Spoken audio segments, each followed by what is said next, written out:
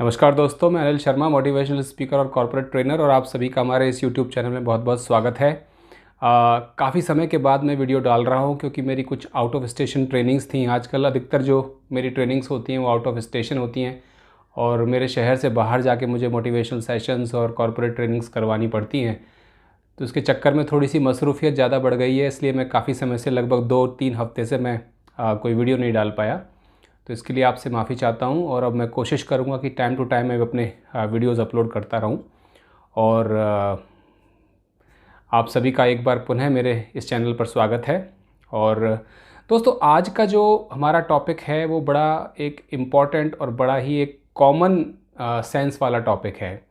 जैसे कि हम बोलते हैं कि भाई कॉमन सेंस लगभग हर किसी में होना चाहिए, लेकिन हर किसी में होता नहीं है ना। There is an old saying that common sense is not so commonly found.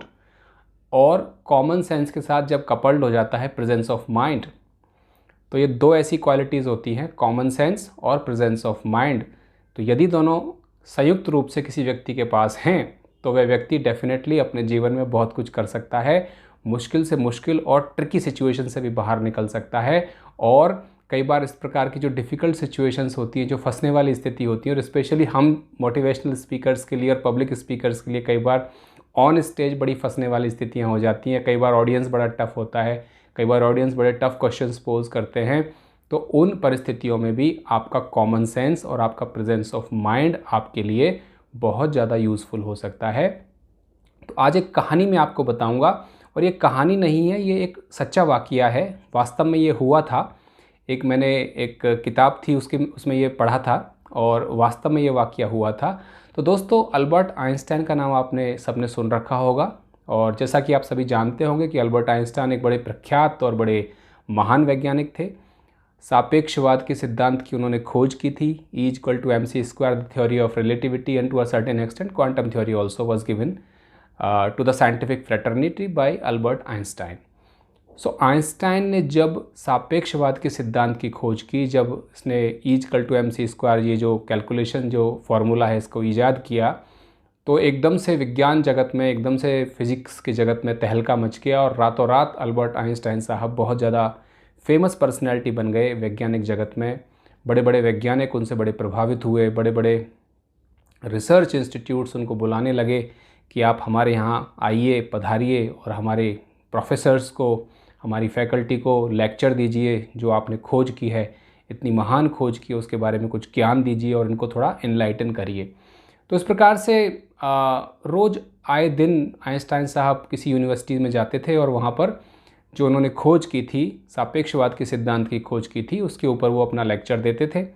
और यूनिवर्सिटीज़ उनको बुलाती रहती थी, बड़ा उनका फेलिसिटेशन होता था, बड़ा स्वागत सत्कार होता था, उनके रिसर्च पेपर छपने लग गए और बहुत ज़्यादा फेमस, एक sort of celebrity he became. तो इन सारे सम्मान समारोह में, इन सारे लेक्चर्स में, इन सारे सेमिनार्स और इन सारे कॉन्फ्रेंसेस में आइंस्टाइन साहब के साथ उनका एक ड्राइवर भी जाता था। अधेड़ उम्र का व्यक्ति था और आइंस्टाइन साहब के साथ बहुत समय से वो रह रहा था, ड्राइवर। तो इन सारे सम्मान समारोह में वो भी जाता रहता था। तो आइंस्टाइन साहब तो मंच पर खड़े होकर भाषण देते थे या डायस पर जाकर बोलते थे, और ड्राइवर जो है वो पीछे की सीट पर बैठकर मक्खियाँ मारता रहता था या बोर होता रहता था या ऊँघता रहता था। और काफ़ी सालों से वो आइंस्टाइन के साथ इस तरह की सेमिनार्स और कॉन्फ्रेंसेस में जा रहा था। तो जो भी आइंस्टाइन जो नॉलेज देते थे इन कॉन्फ्रेंसेस और सेमिनार्स में, वो लगभग ड्राइवर को पूरा का पूरा कंठस्थ हो गया, ड्राइवर को पूरा का पूरा लगभग याद हो गया।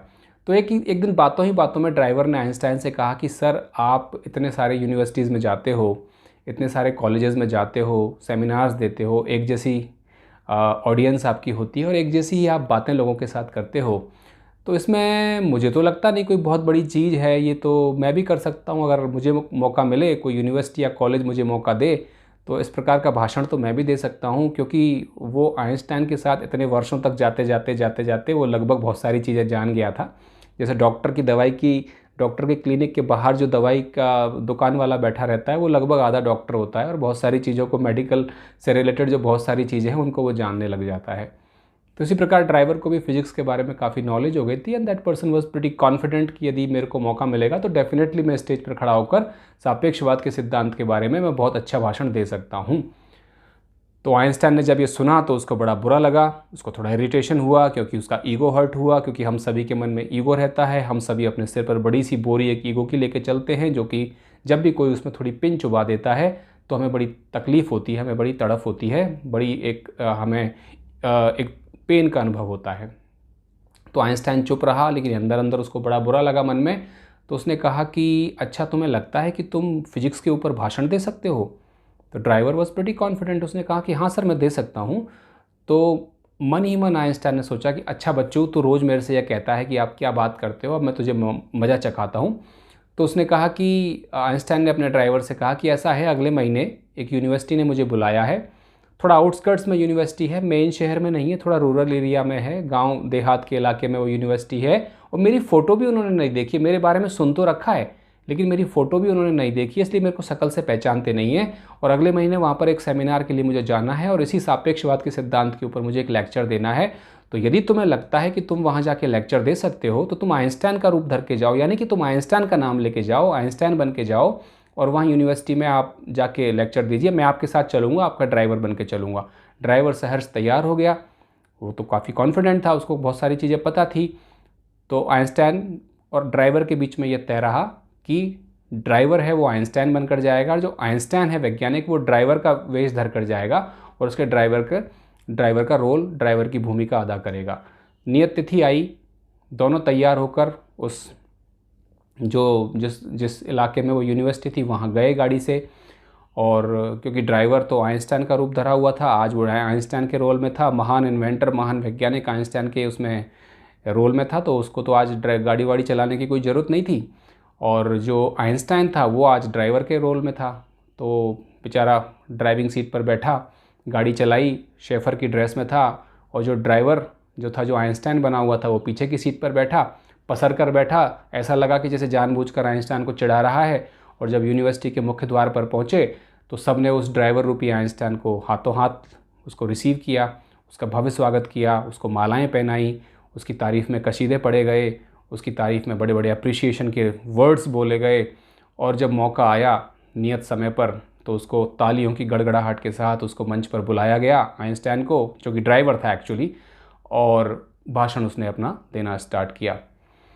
क्योंकि ड्राइवर इतने सालों से आइंस्टाइन के साथ रह रहा था, उसकी संगति में था, तो बहुत सारी चीज़ें जानता था। तो लगभग 2 घंटे ड्राइवर थ्योरी ऑफ रिलेटिविटी यानी कि सापेक्षवाद के सिद्धांत के ऊपर बोलता रहा और बहुत अच्छा बोला। लोगों ने मंत्रमुग्ध होकर सुना उसको। तो पीछे की सीट पर जो आइंस्टाइन बैठा हुआ था, जो आज के दिन के लिए ड्राइवर बना हुआ था, उसके मन में थोड़ी घबराहट होने लगी। उसने कहा कि यदि इस तरह से बोलता रहा तो ये तो बाजी मार जाएगा और मैं फिर कभी इसको मुंह दिखाने के लायक नहीं रहूँगा, क्योंकि ये तो शर्त जीत जाएगा। इसने जो कहा वो प्रूव कर दिया। पर उसने सोचा, जो आइंस्टाइन था, कि चलो अभी Q&A का सेशन आएगा, यानी कि क्वेश्चंस और आंसर्स के जो सेशन होगा उसमें ये बच्चू पकड़ा जाएगा, क्योंकि उसको इतनी नॉलेज तो नहीं होगी और लोग भांति भांति के प्रश्न करेंगे। तो जब उसका सेशन ख़त्म हुआ तो लोगों ने क्वेश्चंस करना स्टार्ट किए, लोग क्वेश्चन पूछते गए, वो क्वेश्चंस के आंसर देता गया। अब आइंस्टाइन तो एकदम से और घबरा गया कि तो क्वेश्चंस के आंसर भी बहुत अच्छे से दे रहा है। अंत में जब प्रोग्राम ख़त्म होने में सिर्फ 5 मिनट रहे तो पीछे की सीट पर बैठे हुए एक बुजुर्ग प्रोफेसर ने खड़े होकर एक प्रश्न पूछा। वो प्रश्न ऐसा था जो पहले किसी भी सेशंस में नहीं पूछा गया था। यानी कि वो बड़ा टिपिकल प्रश्न था और ड्राइवर ने कभी उस प्रश्न को सुना भी नहीं था, यानी कि फर्स्ट टाइम पूछा गया था और ड्राइवर को उसका आंसर भी नहीं आता था। तो उस बुजुर्ग प्रोफेसर ने वो प्रश्न पूछा। ड्राइवर ने, जो कि आइंस्टाइन बना हुआ था, डायस पर खड़ा हुआ था, उसने वो प्रश्न सुना। प्रश्न सुनकर वो थोड़ी देर के लिए चुप रहा, फिर अपनी उंगली उठाकर उन बुजुर्ग प्रोफेसर की तरफ इंगित करते हुए थोड़े कड़क स्वर में बोला कि महोदय, कृपया करके आप इस प्रकार के अनावश्यक और ऊल जलूल प्रश्न ना पूछें जो कि बेतुके हैं। ये प्रश्न जो आपने पूछा है वो इतना घटिया किस्म का प्रश्न है कि इसका आंसर देना मैं अपनी तौहीन समझता हूँ। इसका आंसर तो पीछे बैठा हुआ जो मेरा ड्राइवर है, क्योंकि इतने निचले लेवल का ये प्रश्न है कि इसका आंसर देना मैं अपनी तौहीन समझता हूँ। इसका आंसर तो मेरा जो ड्राइवर जो पिछले की सीट पर बैठा हुआ है, इस ऑडिटोरियम की सबसे पीछे की सीट पर बैठा हुआ है, वो भी इसका आंसर दे सकता है। तो उसने फिर अपनी उंगली उस ड्राइवर रूपी आइंस्टाइन की तरफ, जो आइंस्टाइन था लेकिन ड्राइवर बना हुआ था, उसकी तरफ इंगित करते हुए कहा कि ड्राइवर, इन बुजुर्ग प्रोफेसर ने जो प्रश्न पूछा है उनके प्रश्न का उत्तर दो इनको और दिखा दो कि आइंस्टाइन के ड्राइवर को भी कितनी नॉलेज है। क्योंकि आइंस्टाइन की रेपुटेशन वॉज एट स्टेक। क्योंकि नाम अगर ख़राब होता, यदि उस प्रश्न का उत्तर नहीं दिया जाता तो आइंस्टाइन की रेपुटेशन ख़राब होती। तो उस जो ड्राइवर जो था, जो कि एक्चुअल में आइंस्टाइन था, उसको उस प्रश्न का उत्तर देना पड़ा। और ड्राइवर ने अपने ऊपर आया हुआ संकट, अपने ऊपर आई हुई अनकंफर्टेबल पोजीशन, इस तरह की पोजीशन जिसमें से कि कई बार निकलना मुश्किल हो जाता है, उसको कॉमन सेंस और प्रेजेंस ऑफ माइंड का उपयोग करते हुए आसानी से उसको टर्न कर दिया। Easily he turn the tables. दोस्तों, एक वाकया है, ये एक कहानी है, लेकिन ये दिखाती है कि हमारी ज़िंदगी में कॉमन सेंस और प्रेजेंस ऑफ माइंड का कितना यूज़ है। बहुत सारे लोग जो हाईली एजुकेटेड होते हैं, जिनके पास बड़ी डिग्रियां होती हैं, जिनके पास बड़ी क्वालिफिकेशंस होती हैं और बड़े पदों पर भी बैठे रहते हैं, बड़े पोजीशंस होल्ड किए हुए रहते हैं, कई बार उनके बिहेवियर को देखकर लगता है कि कॉमन सेंस रत्ती भर भी उनके अंदर नहीं है। कई बार उनके बिहेवियर, उनके बाहरी जो आचरण है, उनका अप्रोच है, उसको देखकर लगता है कि उनमें प्रेजेंस ऑफ माइंड बिल्कुल भी नहीं है। और इस प्रकार कई बार ना चाहते हुए भी अपनी ज़िंदगी में कॉम्प्लिकेटेड सिचुएशंस क्रिएट कर लेते हैं। अपनी लाइफ में अनवांटेड सिचुएशन ऐसी क्रिएट कर लेते हैं जिससे कि लॉन्ग रन में डील करना मुश्किल हो जाता है। तो common sense is common but it is not so commonly found. तो आप याद रखिए कि आपका बिहेवियर ऐसा हो जिसमें कि कॉमन सेंस दिखता हो। कॉमन सेंस को डेवलप करिए। Common sense is what is understood by all people.